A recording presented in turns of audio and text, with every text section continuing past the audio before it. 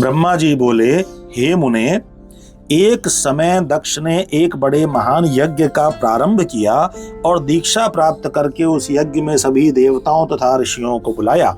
शिव की माया से विमोहित होकर सभी महर्षि तथा देवता यज्ञ को संपन्न कराने के लिए आए।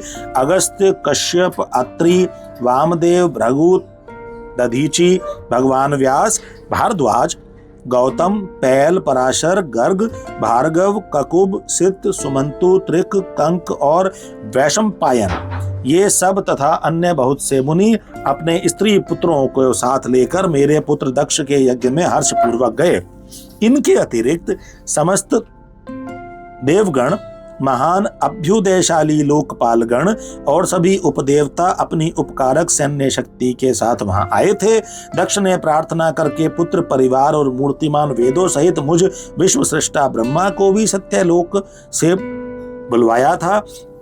इसी प्रकार भांति भांति से सादर प्रार्थना करके वैकुंठ लोक से पार्षदों और परिवार सहित भगवान विष्णु भी उस यज्ञ में बुलाए गए थे।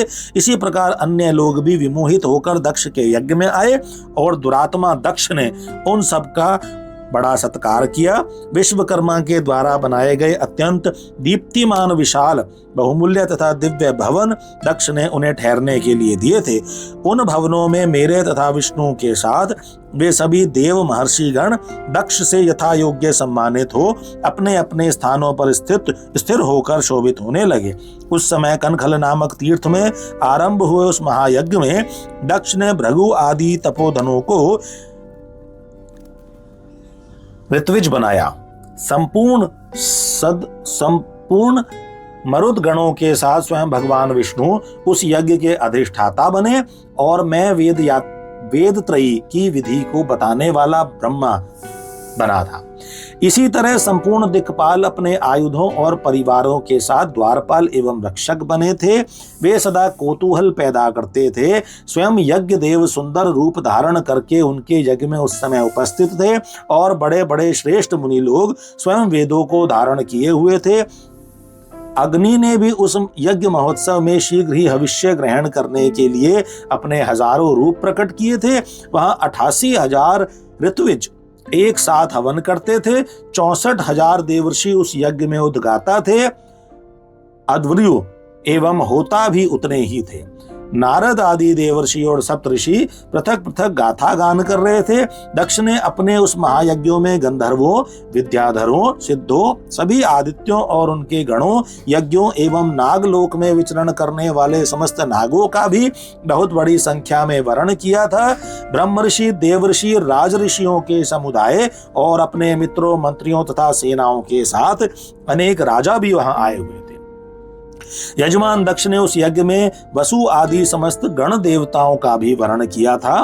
कौतुक और मंगलाचार करके जब दक्ष ने यज्ञ की दीक्षा ली तथा जब उनके लिए बारंबार स्वस्ति वाचन किया जाने लगा, तब वे अपनी पत्नी के साथ बड़ी शोभा पाने लगे। इतना सब करने पर भी दुरात्मा दक्ष ने उस यज्ञ में भगवान शंभु को नहीं बुलाया। उनकी दृष्टि में कपालधारी होने के कारण वे निश्चय ही यज्ञ में भाग लेने योग्य नहीं थे। दोषदर्शी दक्ष ने कपाली की पत्नी होने के कारण अपनी प्रिय पुत्री सती को भी यज्ञ में नहीं बुलाया। इस प्रकार दक्ष के यज्ञ महोत्सव के आरंभ हो जाने पर यज्ञ मंडप में आए हुए सब ऋत्विज अपने अपने कार्य में संलग्न हो गए। इसी बीच वहां भगवान शंकर को उपस्थित न देखकर शिव भक्त दधीचि का चित्त अत्यंत उद्विग्न हो उठा और वे कहने लगे, हे प्रमुख देवताओं तथा महर्षियों, आप सब लोग प्रसन्नता पूर्वक मेरी बात सुने। इस यज्ञ महोत्सव में भगवान शंकर क्यों नहीं आए हैं? यद्यपि ये देवेश्वर बड़े बड़े मुनि और लोकपाल यहाँ आए हुए हैं, तथापि उन पिनाकधारी महात्मा शंकर के बिना यह यज्ञ अधिक शोभा नहीं पा रहा। बड़े बड़े विद्वान कहते हैं कि मंगलमय भगवान शिव जी की कृपा दृष्टि से ही समस्त मंगल कार्य संपन्न हो जाते हैं। जिनका ऐसा प्रभाव है वे पुराण पुरुष वृषभध्वज परमेश्वर श्री नीलकंठ यहाँ क्यों नहीं दिखाई दे रहे? हे दक्ष, जिनके संपर्क में आने पर अथवा जिनके स्वीकार कर लेने पर अमंगल भी मंगल हो जाते हैं तथा जिनके 15 नेत्रों से देखे जाने पर बड़े से बड़े मंगल तत्काल हो जाते हैं, उनका इस यज्ञ में पदार्पण होना अत्यंत आवश्यक है। इसलिए तुम्हें स्वयं ही परमेश्वर शिव जी को यहाँ बुलाना चाहिए। अथवा ब्रह्मा, प्रभावशाली भगवान विष्णु, इंद्र, लोकपालों, ब्राह्मणों और सिद्धों की सहायता से सर्वथा प्रयत्न करके इस समय यज्ञ की पूर्ति के लिए उन भगवान शंकर को यहाँ ले आना चाहिए। आप सब लोग उस स्थान पर जाएं जहाँ महेश्वर देव विराजमान हैं। वहां से दक्ष नंदिनी सती के साथ भगवान शंभु को यहाँ तुरंत ले आएं। हे देवेश्वरों, जगदम्बा सहित उन परमात्मा शिव के यहाँ आ जाने से सब कुछ पवित्र हो जाएगा, जिनके स्मरण से तथा नाम लेने से सारा कार्य पुण्य में बन जाता है। अतः पूर्ण प्रयत्न करके उन भगवान वृषभ ध्वज को यहाँ ले आना चाहिए। भगवान शंकर के यहाँ आने पर यह यज्ञ पवित्र हो जाएगा, अन्यथा यह अपूर्ण ही रह जाएगा। यह मैं सत्य कह रहा हूँ। ब्रह्मा जी बोले, हे नारद, दधीची का यह वचन सुनकर दुष्ट बुद्धि वाले मूढ़ दक्ष हंसते हुए शीघ्र ही रोषपूर्वक कहने लगे, भगवान विष्णु संपूर्ण देवताओं के मूल हैं, जिनमें सनातन धर्म प्रतिष्ठित है।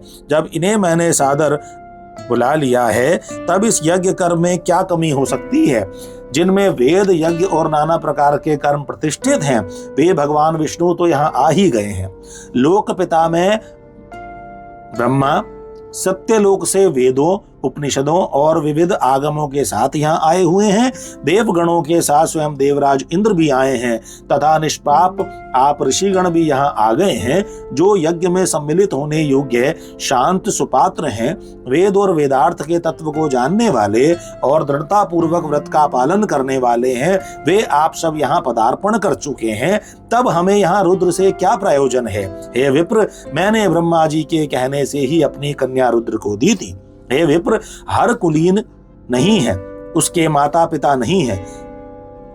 वह भूतों, प्रेतों, पिशाचों का स्वामी अकेला रहता है और उसका अतिक्रमण करना दूसरों के लिए अत्यंत कठिन है। वह आत्मप्रशंसक, मूढ़, जड़, मौनी और ईर्ष्यालु है। वह इस यज्ञ कर्म के योग्य नहीं है, इसलिए मैंने उसको यहाँ नहीं बुलाया है। अतः दधीची जी, आप ऐसा पुनः कभी न कहें। आप सभी लोग मिलकर मेरे महान यज्ञ को सफल बनाएं। ब्रह्मा जी बोले। दक्ष की यह बात सुनकर दधीची सभी देवताओं तथा मुनियों को सुनाते हुए सार युक्त वचन कहने लगे, हे दक्ष, उन भगवान शिव के बिना यह महान यज्ञ भी अयज्ञ है। निश्चय ही इस यज्ञ से तुम्हारा विनाश होगा। इस प्रकार कहकर दधीची दक्ष की यज्ञशाला से अकेले ही निकलकर अपने आश्रम को चल दिए। तदनंतर जो मुख्य शिव भक्त थे तथा उनके मत का अनुसरण करने वाले थे, वे भी दक्ष को शाप देकर तुरंत वहां से अपने आश्रमों को चल दिए। मुनि दधीची तथा दूसरे ऋषियों के उस यज्ञ मंडप से निकल जाने पर दुष्ट बुद्धि तथा शिवद्रोही दक्ष मुस्कुराते हुए अन्य मुनियों से कहने लगे, दधीची नामक वे शिव प्रिय ब्राह्मण चले गए और उन्हीं के समान जो दूसरे थे वे भी मेरे यज्ञ से चले गए। यह तो बड़ा अच्छा हुआ। मुझे सदा यही अभिष्ट है। हे देवेश, हे देवताओं और हे मुनियों, मैं सत्य कह रहा हूँ। जो नष्ट बुद्धि वाले मूर्ख, मिथ्या भाषण में रत, खल, वेद बहिष्कृत और दुराचारी हैं, उन लोगों को यज्ञ कर्म में त्याग देना चाहिए। आप सभी लोग वेदवाद में परायण रहने वाले हैं, अतः विष्णुवादी सब देवता और ब्राह्मण मेरे इस यज्ञ को शीघ्र सफल बनाएं। ब्रह्मा जी बोले। उसकी यह बात सुनकर शिव की माया से मोहित हुए समस्त देवता तथा ऋषि उस यज्ञ में देवताओं का पूजन करने लगे। हे मुनीश्वर, इस प्रकार मैंने उस यज्ञ को दधीची द्वारा प्रदत्त शाप का वर्णन कर दिया। अब यज्ञ के विध्वंस की घटना भी बता रहा हूं, आदर पूर्वक सुनिए।